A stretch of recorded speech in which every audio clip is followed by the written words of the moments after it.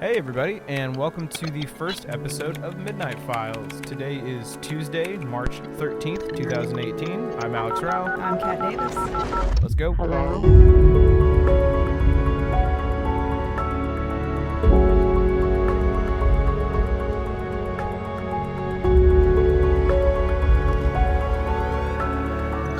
Hi, Kathy. Hi. We're doing a podcast. We sure are, Alex. Okay, so we should probably tell them what it's about, what the podcast is about. Yeah. Okay, do you want to do it, or you want me to do it? You lead the way. Okay, so on Midnight Files, we're going to talk about a lot of different things paranormal, obviously. Maybe a little bit of the more skeptical approach.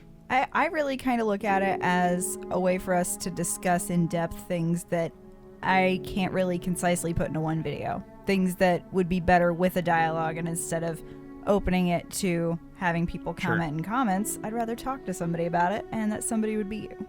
Also, yeah, and it's like a lot of the topics that you make videos on, I might not necessarily have too much to say about it, or I might even be kind of like super skeptical of it.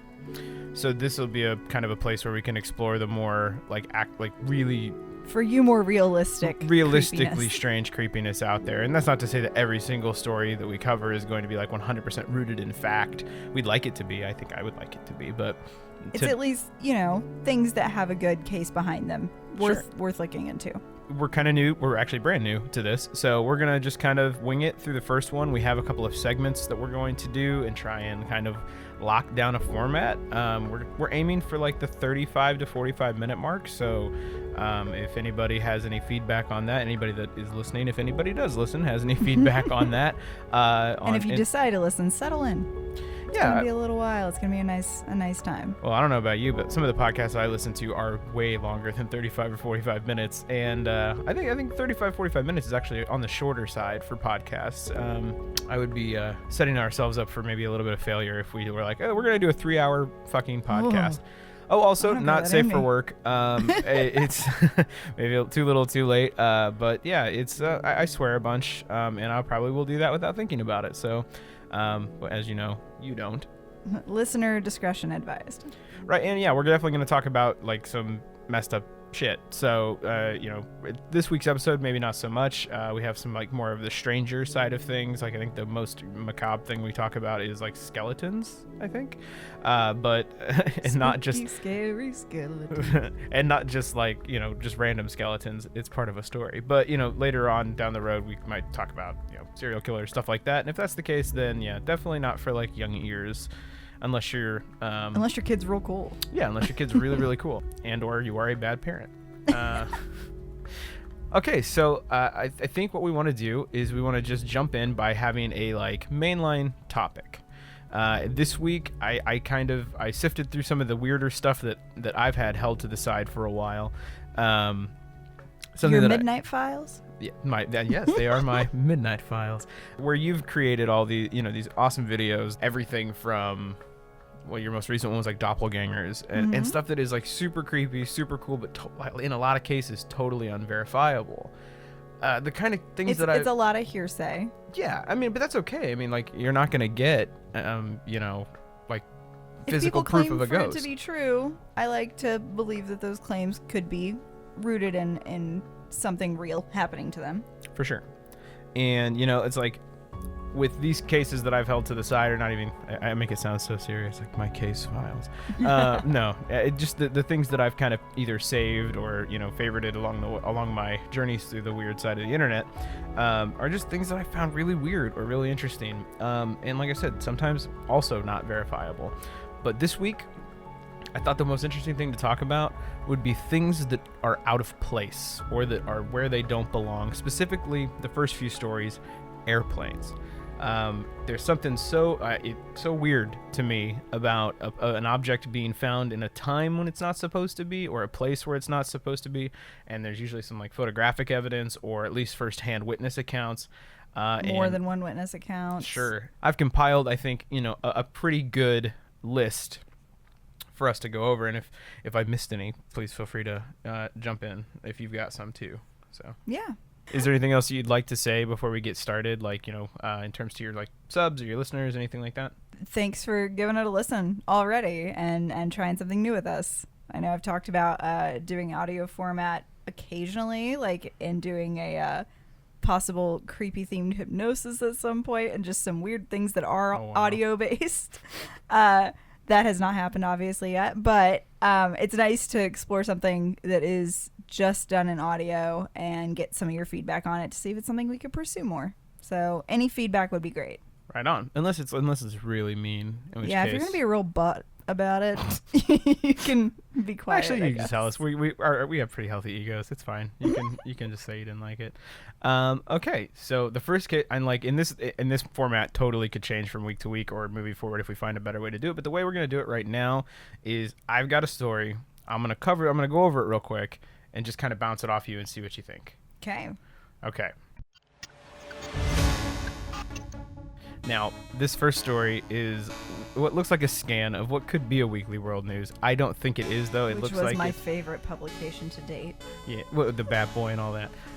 Well, yeah, I mean, especially for like when you're a kid in the supermarket and like everything is just like how to keep your vagina fresh and That's like not tips really to get. What was in those? I mean, it could be. You don't know. Like they had like the Page 5 girl, and then they had Bat Boy, and they had. Well, no, I know. Sasquatch meeting the president and stuff. No, you're missing my point. Okay. I was saying when you are a little kid and you're in the supermarket and you are standing in the checkout line with your mom, and you look at all these ladies magazines and stupid like celebrity magazines. Gotcha. And if you shit got like a Cosmo or a Weekly World News, it's like how to keep your down there business all scrubbed up. Makes and a lot more sense than that being in a Weekly. And then World all of a sudden News. you cast your glance and there's Bat Boy just staring back at you, or like it's like fucking Bigfoot hanging out like in I don't know.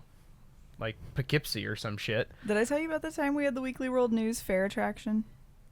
There was a trailer and there was like a caller out front and he's like, "Come see the rat, the world's biggest rat." What was it? It was a possum. It was a fucking. It was a possum in a cage, and they had the headless woman, of course it was. Which was a teenage boy in a dress with the mirror trick sitting on his shoulders where it looked like there wasn't a head. Oh my gosh. Yeah. Well, hopefully this is not a Weekly World News scan that I've found here. And I hit it. I ran it through Snopes. I really couldn't find anything. So if this is like clearly fake, I have not been able to find like an actual somebody actually refuting it. And but if it's like, real, holy balls. Because looking at the title from here, that's insane. Right. Okay. So the top of the page reads, "Did plane missing for 35 years fly through a time warp? A 1950s airliner lands with 92 skeletons on board. Aviation authorities say a commercial airliner that flew out of Germany in 1954 has landed in Brazil with 92 skeletons on board." I want to know when it landed. So let's dig into it a little bit. Okay. And while the officials refuse to speculate on the whereabouts of the plane for the last 35 years, several respected scientists, including paranormal researcher, well, that's never a good sign, Dr. Celso Otello, say Santiago Airlines Flight 513 almost certainly entered a time warp. Well, why you just jump there, bud? Like, because he's a scientist. Well, no, he's not. He's a paranormal researcher. Which, hey, I mean, I'm not knocking the profession, but it's just like your first thought is time warp. It actually has a quote from him here. He says, "Ooh, yeah. There is no other explanation." That's what he told. The quote? That's what he all of told. Yeah, that's it. That's what he told. Well, no, it goes. That's what he told newsmen in. I'm gonna butcher this. Puerto Alegre. No, it says Porto. Oh, well, so it's not a Puerto. It's a Porto Alegre, Brazil. Flight records show that the aircraft left Aachen, West Germany, the morning of September 4th, 1954. Hey, there and you go. then vanished over the Atlantic Ocean on its way to Porto Alegre. I see. I kind of threw a little bit of the Spanish flavor on that, or I'm sorry, Brazilian flavor. At the time, aviation authorities assumed that this is a small font. Assumed that it had crashed, but the plane landed in Porto Alegre a few weeks ago on October 11th, and that's in 1989. Okay. So it was piloted by a skeleton of its captain, and all of the crew and the passengers were dead too. Yes. Officials don't want to discuss explanations, but they cannot deny that this airplane had this font is incredibly small. Had defied the laws of space and time, and God only knows how the skeleton managed to land it. Okay, like I'm gonna stop there for a minute. I'm sufficiently like freaked the fuck out on one hand when I read this, and also just like really really tickled because of the image of a skeleton, like a chattering skeleton, flying a plane. Just the idea of like a very Scooby-Doo kind of esque situation going on where these skeletons are hanging out in a plane, and that skeleton is just like. I just hear like the rattly, like wooden wind chime bone Like xylophones. sound. Yeah. Like just trying to steer it. Yeah, for sure. Do you think he'd still have his little captain's hat on? His little pilot hat? Probably. I mean, I don't. It doesn't say here, at least as far as into the Or articles the we are. headphone things? Yeah, I don't know. Yeah, his like headset and shit for sure. Okay, so all jokes aside, and assuming this is true, what do you make of that? I want to see it. That's what I want. I'm hoping it crashed in like the depths of the forests of Brazil. And it didn't crash. It well, landed. It landed. It landed on a runway. Oh, it landed on a runway. Yes. It like straight up landed with the pilot still behind the controls. That blows your mind. At least, I mean, that's the way they make this seem. Okay, I was going to actually talk about it for a second, but let's go in here. Brazilian aviation officials themselves confirmed that the vintage Lockheed Super Constellation aircraft appeared out of nowhere and landed at an airstrip west of Porto Alegre on October 12th, 1989. So it seemingly did its like landing pattern, came in, engines idling, they opened the doors. Within minutes, their blood and skin and guts all and biological. It seems like all biological disintegrated material. Yes, it just to nothing. It would seem that way according to this story. I'm not going to be the I'm not the authoritarian here. I'm not the one who's going to say, well, yeah, that's 100% true. That'd be a heck of a way to die. Imagine you don't know how you died. Well, if you're the pilot and you're like coming in and you're like, man, this looks like a pretty advanced landing pad. All right. Yeah, because it's like and 35. as soon as you bring it to a stop, you're like, what's happening to my body? And you're dead. So we're assuming that like when the plane came through the as the paranormal Dr. Atello. Well, I just don't think a skeleton. He doesn't have a brain no more. How's it gonna function to land the plane? Okay, well then if that's the case, then that's not funny. It's funny to me. That's terrifying. Okay, no, take this 100% seriously for a second. Like, imagine this is 100% true. You are, let's just say, working at the airstrip in Porto Alegre, and all of a sudden this plane shows up that has like a weird ident, like you don't recognize it. You're like, okay, well this is like you're in the control tower, and you're like, okay, oh, that's a plane that has like an old timey ident, like that's like 30 years old. It's like, fucking Return of the Jedi. He's like, oh, that's an old code, sir, but it checks out. Like, okay, so the plane lands, taxis. The door opens, and you find nothing but fucking skeletons on board. Like, in their clothes, possibly. I mean, assuming so. What does that mean? Like, okay, if it's not... Well, let me ask you that. You're posing all these questions to me. I'm just dumbfounded. Okay. What does that mean to you? Okay, well, I'm going to take it 100% seriously, and I think that should be, like, a thing we do on this. Is if we're going to, posit these stories as if they're true, we should talk about them skeptically. But then we should also, just for the fun of it and just for the interesting factor of it all, address it as though it's okay. Let's say if it's true, then what? So if you're asking me, and I think you did. Yes. If it's true, then what? Okay. So like we have to assume that like there was some kind of time seal on the plane of some kind. Like, oh my gosh, it sounds so ridiculous. But like if it went through like a wormhole, let's say like we know an Einstein-Rosen bridge is a real thing. We know that like, or a supposed real thing, that like the idea of wormhole travel through space and time is theoretically possible. Okay, let's say this somehow one appeared in the skies over Germany, right? That's where it left from, right? Yes. Germany to Brazil. Yes. So, okay, let's say one appeared in the skies over Germany in 1954. This thing flew into it, instantaneously possibly flew back out. Because, like, yeah, I'd have to agree with you. There's no way like a chattering skeleton is going to land a plane. So let's say these people went through like some crazy Langoliers, like turbulent bullshit, and like came out the other side, and they see a runway, and they're like, okay, thank God, let's land. Like, it has to be some kind of like biological contact point thing, right? Like as soon as like that seal is broken, like 'cause it's a pressurized, like the cabin is pressurized, so it like is literally hermetically sealed. I like that. So as soon as the door is opened, like instantaneously, like all of that time. It flips. Yeah. Like it instantly ages everything inside the plane to these. But see, that within a moment. Now, I mean, granted, it is a Lockheed constellation, or super constellation, and they make supposedly the best airplanes ever. So, but like if the outside of the plane's not pressurized, so like did it experience 30 years worth of, or however many years worth of wear and tear as well, and it's still running? Like it was still able to land? I mean... Or is the outside of the plane unaffected because it's not pressurized at all? I mean, there's old planes that still fly. If it was an older plane, yeah, and it still had the fuel in it from whenever it took off, right? There's no reason why just the age of it would make it so it wouldn't fly anymore. It's kind of like a car. If you bought a car and put it in a garage, and maybe we could drive the car years later. Right, and I guess like we could just assume that like, okay, the outside of the plane is not pressurized, so it doesn't like it's not sealed, so like it actually didn't. I like that idea. Possibly travel through time or whatever. It had to act as a vessel, but I don't know.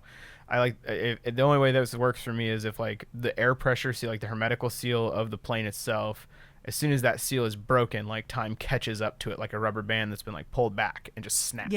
Yeah. Kind of a thing. So let's finish out the article here.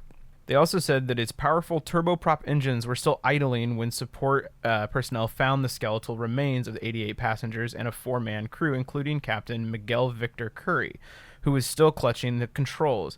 Government agents are said to be investigating the mysterious flight, but they refuse to discuss anything about the airplane or the course the passengers were taking. The official shroud of secrecy has outraged Dr. Otello, our resident paranormal researcher, and are now calling on the Brazilian government to let civilians assist in the investigation effort. Rodrigo de Mana, a retired physics professor in Porto Alegre, said the public has a right to know everything about this plane, and the government has a duty to tell them. If this plane did enter a time warp, that just sounds so weird to say, there is evidence to prove it, the entire world should be told. Something like this could change the way we view our world and alter science as we know it. It's a crime to keep information like this secret, especially from the relatives of the people who perished on Santiago Airlines Flight 513. Anything's possible. Okay. But it's hard to believe. I would say that much. It's definitely hard to believe. I mean, as we move forward through this episode, like this is not the only case of this. And even to my recollection of things I didn't like pre-plan, this is not the only case of something appearing somewhere where it was not supposed to be, like out of time. Okay, humans by nature, like you know us, you are one. I am. At least that's what they believe. But you know, we look for patterns and things. That's what we do. And so, like in looking for this thing, I'm like, oh well, this is like that. Oh well, that's like that. Oh, that reminds me of that.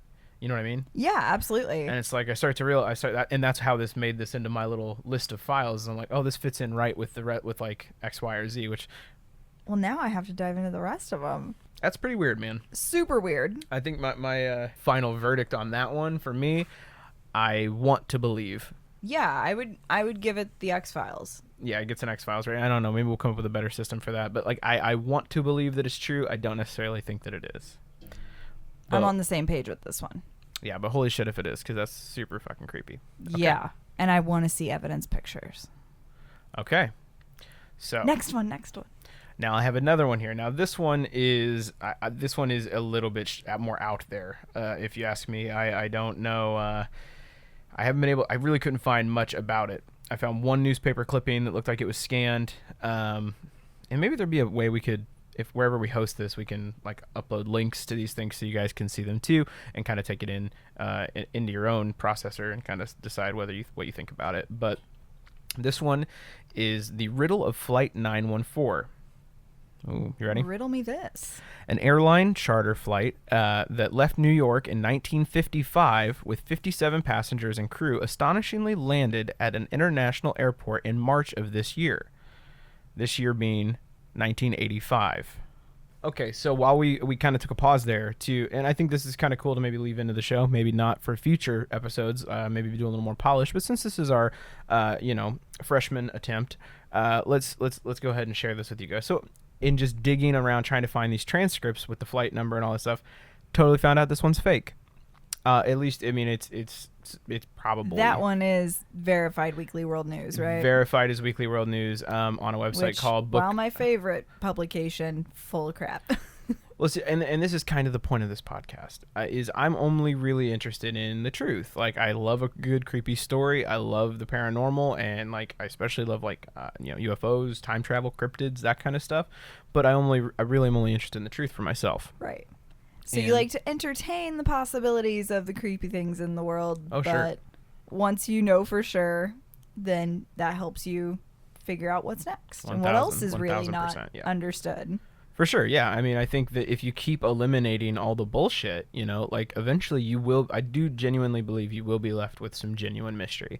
And those are the ones that I think are the most interesting. So, for sure. As far as the first story that we talked about, the German, I was trying to find its flight number. It was flight 513, Santiago Airlines. I still cannot find that one being fake. If you can, send it to us. But that one is still supposedly, But at least enjoy the tale. Real. Yeah, I mean, absolutely. But this one, I think I just want to leave this in because just for full transparency and like maybe that's the kind of show we want to be. Yeah. Is like we'll take what's true, we'll take what's fake, and we'll sort it out together, kind of a thing. That one seems like it's fake, so we're not even gonna fuck with it. Let's see here. I did have another one. Yes. So let's. Is your third one the one with the detail that's super creepy? Yes. Yes. All right. So are you ready? I am so ready. Okay. Biggest aviation mystery: Panair Do Brazil plane vanished in 1946, landed in 1993. This one is also a Lockheed Constellation. The same kind of plane. It was a Lockheed Super Constellation in the flight 513. Okay. This one is just a Lockheed Constellation plane of Panair Do Brazil. Took off in 1946, landed in 1993 in biggest aviation mystery. Okay, these are the headlines on this story. Now, sorting through the comments on this story, it's on a site called foxcrawl.com, and you can actually find this story repeated across the internet on a lot of different websites. This is just the one that I'm on. People would be pretty contentious in the comments down below, arguing that there's zero like real backup proof of this thing.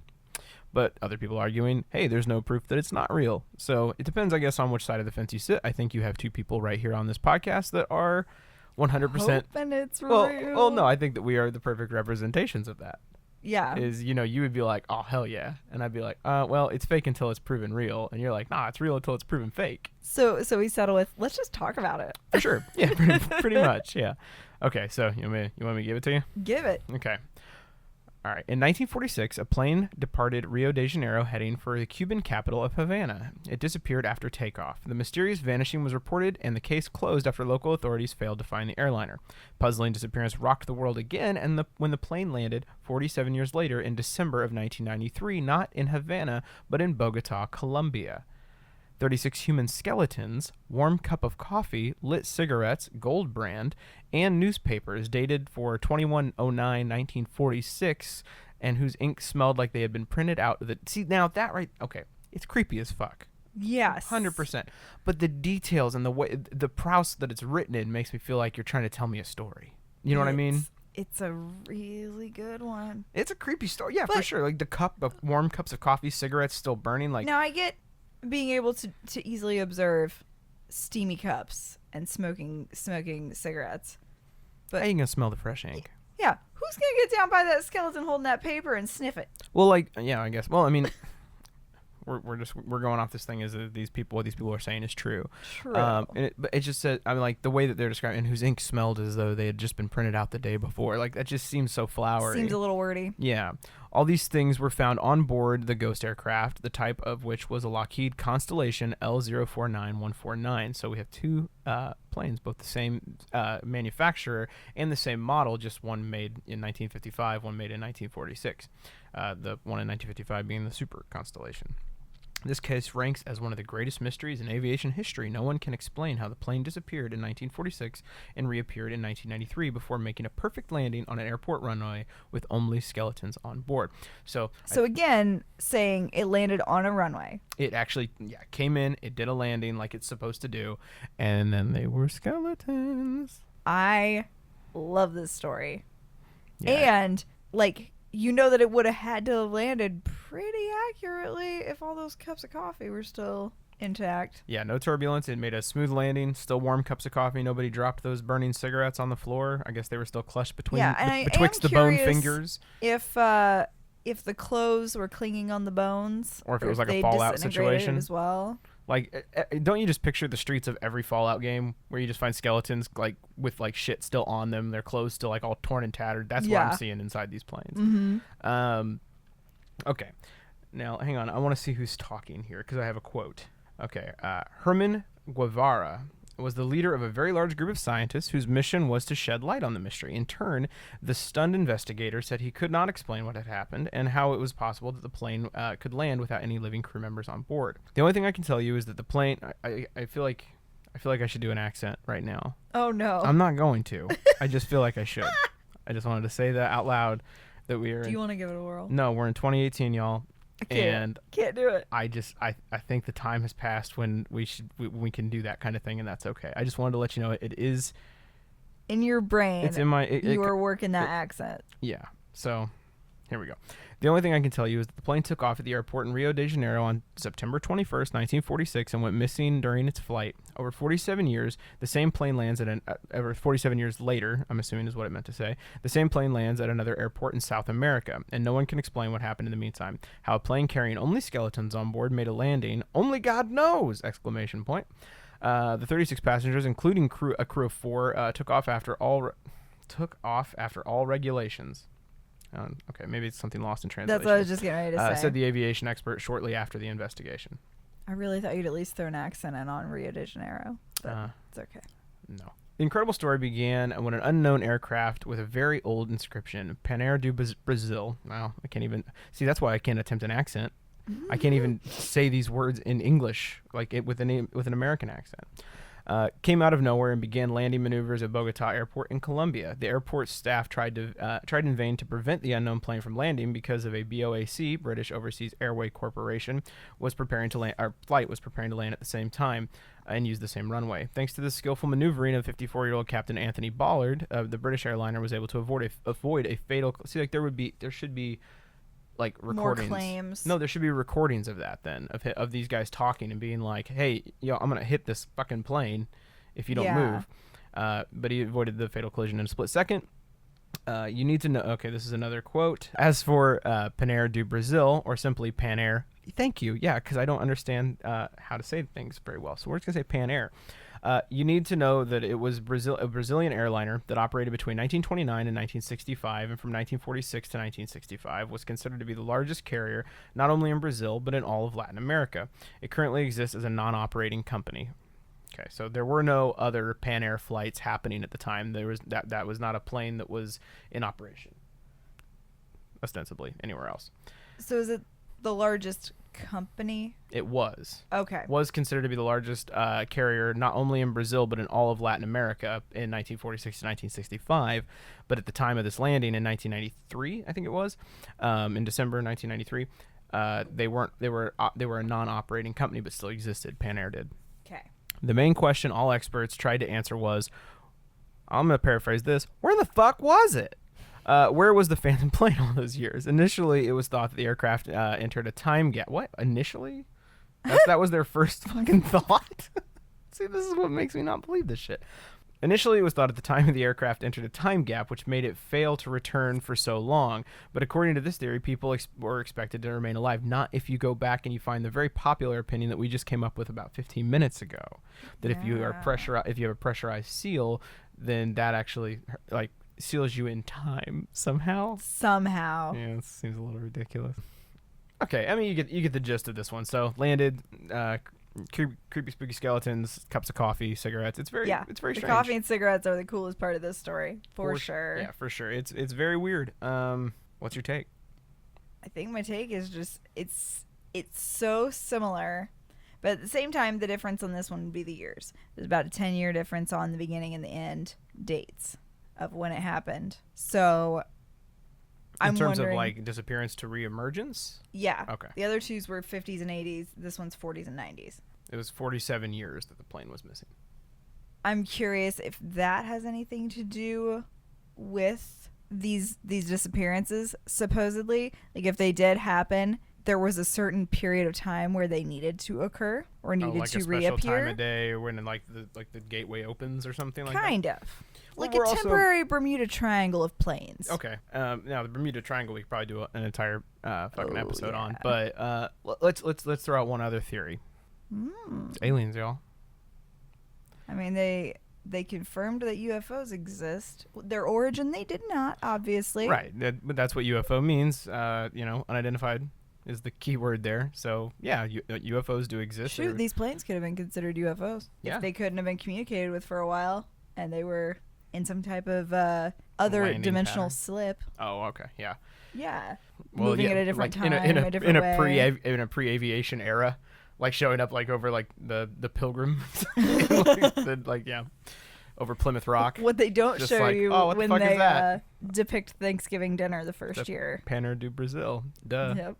That is a very popular other theory of, barring like some kind, like, see, I'm already like looking at something that's totally unbelievable and trying my best to like make it somehow like pseudoscientific by saying like, okay, yeah, like a wormhole, and then like some kind of hermetical seal maybe prevented the decomposition of people, but then a rapid decomposition occurred at depressurization, if these are real at all. But like aliens sounds more cool. Yeah, like, absolutely. They just got snatched up, and then they were in like the like some Close Encounters shit. You remember the end of spoilers for like a 40-year-old movie? Do you remember it? I just remember the song, like the music. Right, okay, well, yeah.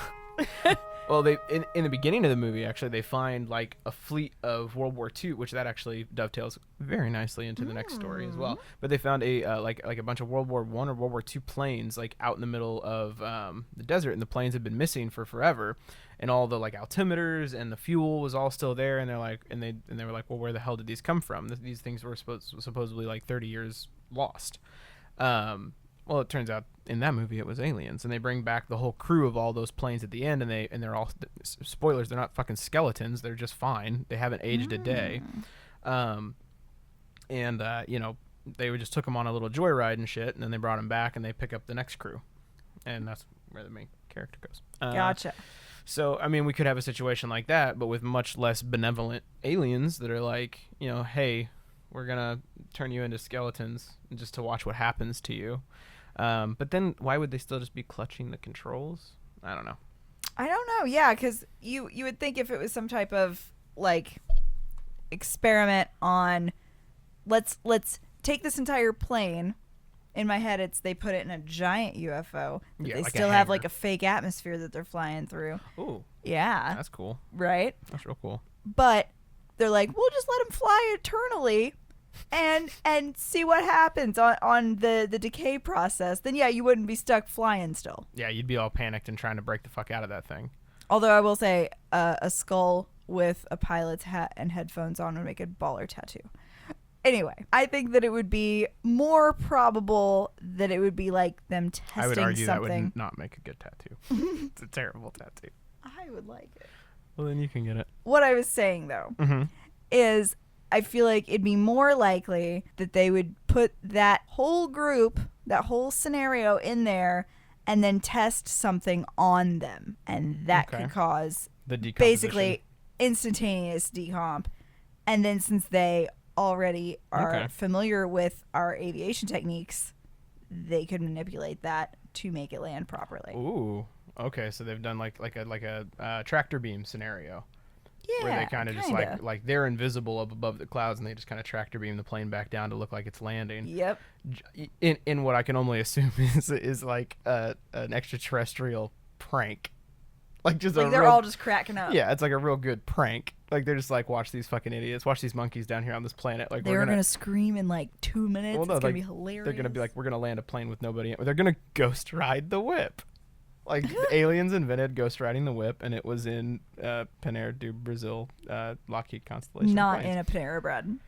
Not in a Panera Bread, no. Okay, one last story on like the aviation side of things. Okay. Oh yeah, hit me with this one. Okay. This one's a very popular one and a very good one. Oh, if I had to rate that last one, I'm still in the I want to believe camp. I'm in on that one just because of, like I said, the flowery details and the smoke, like the smoking cigarettes and the hot coffee. I'm more of like, it's probably bullshit.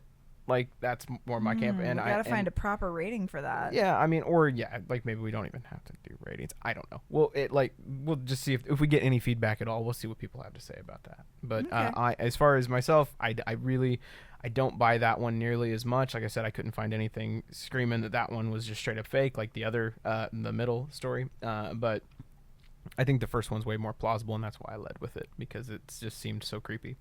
Hit me with this one. Okay, so now this one's kind of interesting, because you have a guy who was an air marshal for the Royal Air Force in World War II. His name was Victor Goddard. Now you might know that name if you follow paranormal stuff at all.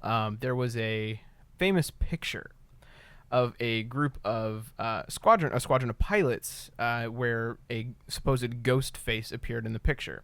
It's like in a bunch of lists of like real like proof of a yearbook style photo, right? And then Yeah. there's like the one face kind of next to one guy, but between two. Certainly, yeah, that's Okay. exactly it. And they're all like, everybody in that squadron was like, holy shit, that's so and so. I don't remember the name off the top of my head. I should have probably been a little more prepared, but that's not really the topic that I want to cover when it comes to Victor Goddard, because he's got another story attached to him that people know about, but I don't think they know that the two stories are connected. Okay, so that guy, Sir, and he's been knighted, Sir Robert Victor Goddard. Let's just give you a little bit of background on him. He was in the Royal Navy from 1910 to 1918, the Royal Air Force from 1918 to 1951. So he was literally serving 1910 to 1951. That's a pretty impressive resume, and not probably somebody to tell tales out of school. That's what I would assume. But I guess anybody can be full of shit, but I don't really get the vibe that this guy was. Okay, so yeah, he has that crazy the picture story, but here's the story that freaked me out. Okay, so and the account of this story I'm reading is from a site called Strange Dimensions. It's just a good, concise summary of the story. You can find it, once again, all across the internet on different websites. This one is just from this guy's website, which is Strange Dimensions, and this one was posted by a guy named StrangerDimensions.com, posted by a guy named Rob Schwartz in 2015, but he's just surmising the story that's been told a lot before. So in the story, he says that one day that year, he was in 1935, Goddard was flying over from Edinburgh to Andover, and it was like a perfectly ordinary flight. He passed over what he thought was a dilapidated airfield in Drem, Scotland. This place had been long abandoned to the point where the foliage had overtaken most of it. The cattle had made themselves at home. That's what Goddard saw as he flew over, a farm with a whole lot of nothing going on. So he continued on his way until he reached his destination at Edinburgh. A few days later, Goddard began his trip back to Andover. He took the same route, which would lead him once again over Drem and over the aforementioned dilapidated farm, or airfield. Sorry, the dilapidated airfield. A few days later, Goddard would begin his trip back to Andover, which would take the same route, which would take him over Drem and the airfield again. But before he could get there, he ran into a very peculiar storm. He said he calls it peculiar because, along with high winds and torrential rain, the storm clouds seemed like they were yellow. It didn't take long for Goddard, an experienced airman at this point, to become disoriented and lose control of his plane. He tried to regain control by climbing above the yellow clouds, but they seemed to have no end. His plane began to fall. Fortunately for him, that's when something unexpected happened. The clouds suddenly broke and he could see the ground again. Off in the distance was the Drem airfield. So as he approaches the airfield, he's hoping to reorient himself. Suddenly the storm just vanishes. The sky turns bright and sunny blue. It stopped raining. Everything is clear, and something seemed a little different to him. Okay. The airfield at Drem was no longer abandoned. In fact, it looked as good as new. He could see mechanics down below. He could see 4 planes, each painted yellow, sat on the runway. Once again, this is in 1935. One was a model he'd never seen before, a monoplane, unlike anything the Royal Air Force even used in 35. What were the mechanics wearing? Blue overalls. This, along with the yellow planes, Goddard found strangest of all. RAF mechanics in 1935 wore brown overalls, not blue. And there were no yellow planes, to his knowledge. Goddard didn't have much time to think about it, though, because he was flying too quickly to truly understand what he was seeing. By the time he passed over the airfield, the storm had suddenly returned, and the bright sunshine dissolved into hard rain, and those strange yellow clouds engulfed him once more. Once again, he found himself battling for his plane. Okay, we can get through all this. So he flies back to his base. When he finally lands, he couldn't help but tell his friends what he saw. As you'd expect, and these are the same guys that I'm assuming are in that same group photo, you know, possibly the group of all the squadron of airmen. He didn't want anyone to think he was crazy, though, so he because he was met with some skepticism from his other fellow airmen, he kept the story to himself from then on out until he'd later retell it in his 1975 book, Flight Towards Reality. Okay. The final twist in this account, though, is in 1939, the vision that Sir Victor Goddard saw at the Drum Airfield actually came to pass. The RAF began to paint their training planes yellow, and a new monoplane, the Magister, just like the one he had witnessed in 1935, joined the roster. And that was the one that he was like, this is not a plane I've ever seen before. Yeah, this plane does not exist. And by that year, even the mechanics' overalls had been updated to blue, and of course the airfield at Drim had made a comeback. So that's pretty much the thing, is that they're assuming this guy was like something of a chrononaut, and that he flew into some kind of weird, strange anomaly in the sky. The clouds broke for him. He looked down and he saw what he had seen as a dilapidated, abandoned, overgrown airfield had become this like fully functional airfield that 4 years later in 1939 it would become. That's so cool. It's like forced psychic ability. Like for whatever reason, he was just put in that place at that time to just blip right in and take a look. I wouldn't even call it psychic, though, because it feels like, I mean, like, according to the story, he was physically there. Correct, yeah. Like, it had nothing to do with, like, it wasn't a vision that he had. Like, he was in control. He didn't mean to predict the future. Yeah, he literally saw the future. Like, Yeah. This is a case of what, like, kind of fitting in with the rest of these stories, you know, of things that are out of time or things that are out of place. Like, he literally was, well, literally, supposedly, seeing... Was able to actually witness it himself. Yeah, witness the future 4 years later himself, flying through these strange yellow clouds. Which the yellow clouds are really creepy too. The description, like, kind of puts me in the same idea of in The Wizard of Oz when she's in the tornado, like just being so densely surrounded by just the wind and what all's around you that you can't see past it, and then all of a sudden, boom, you're somewhere you aren't supposed to be, and then you get whipped up in it again, and then boom, you're home. You know, and that's funny is just, you know, real quick, what year did the Wizard of Oz come out? Good question. Wizard of Oz came out in 1939. So, well, okay, there you go. Well, I was going to say was that, like, I wonder if, you know, in that time, like, that's maybe not such a weird thing for somebody's mind to go to. If, like, he lost control of his plane and he started, like, pulling a lot of G's, if he had just seen the Wizard of Oz. But no, that's not for another 4 years. Yeah. So, yeah, your guy here just seems like he possibly saw into the future, which is pretty cool.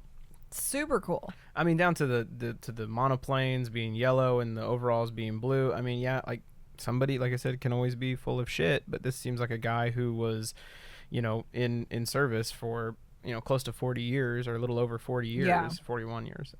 So it's like this, I mean, but then again, does it make him more credible or less credible that he has another popular paranormal account tied to his name with that picture? Well, it seems like his whole group of dudes, they all seem to attest to that. Yeah, that it was that guy. So him just being a part of that group seems more coincidental, that since everybody was a witness to that one, that it wasn't so much about him. That wasn't him just coming up with something. it. And telling tales and stuff and trying to sell his book. For what it is, though, it is another tale of something being completely out of time, out of space, where it's not supposed to be, and also tied into the whole aviation thing, which I think is kind of strange. And I want to lean into this as even more believable than the other ones.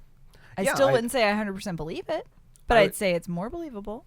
Yeah, for sure. I mean, the guy's credibility alone the guy's experience adds credibility for sure. Like, you know, he's not some nut job that's just hanging out on a farm being like, I seen a flying saucer.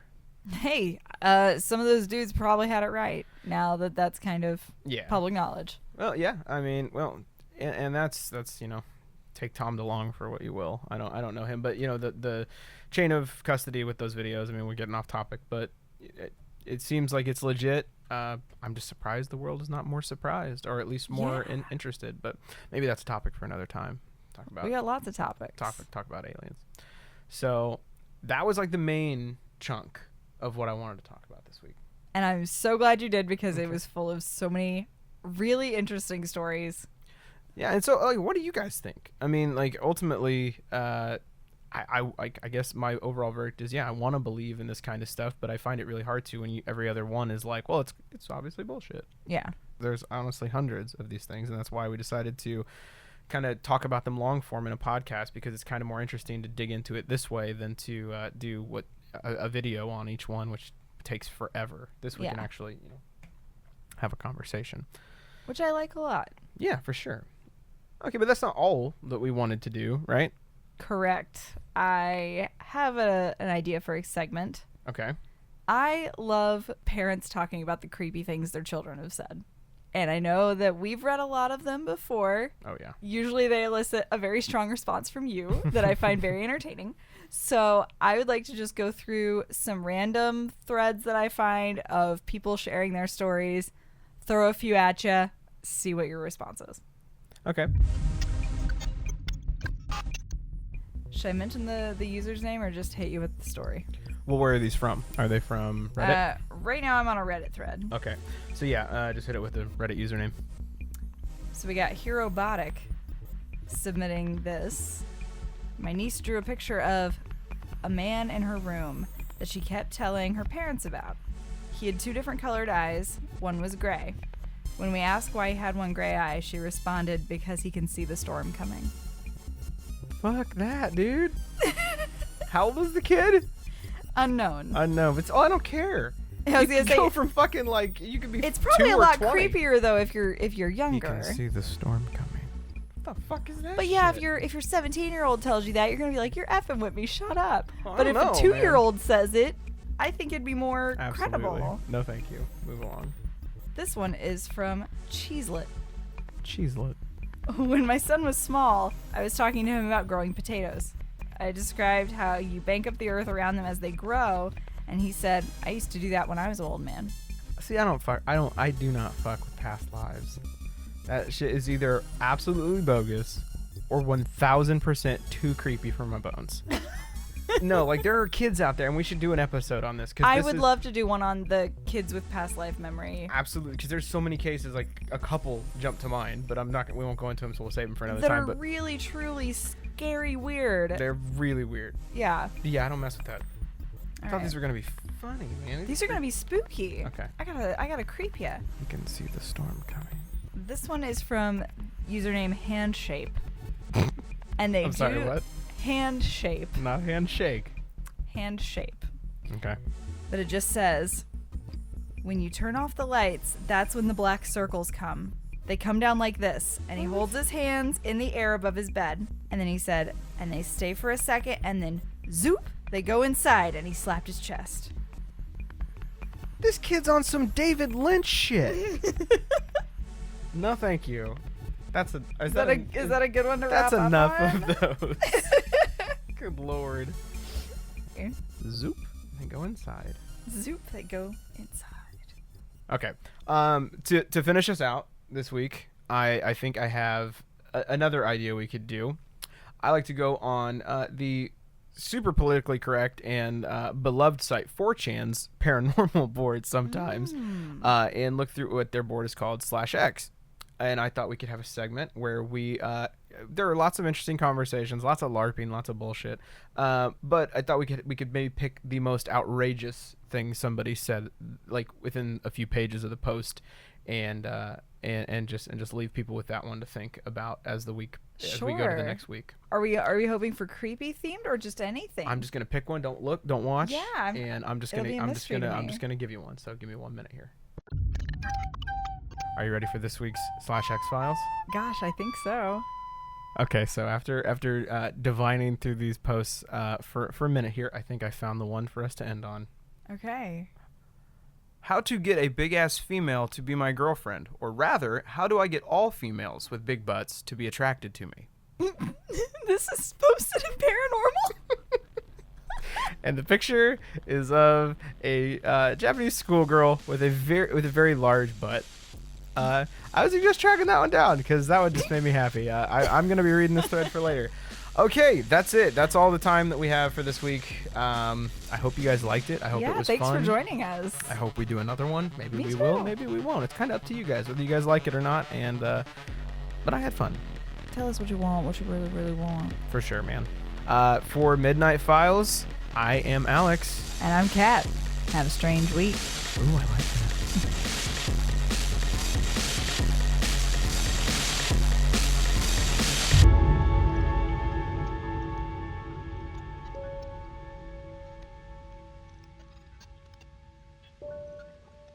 This week's episode of Midnight Files featured the songs Tumult by Kai Engel, Reach by Xenojam, Mr. Angst by Kamiku, and Okay Alright Yeah by The Dance Floor is Lava.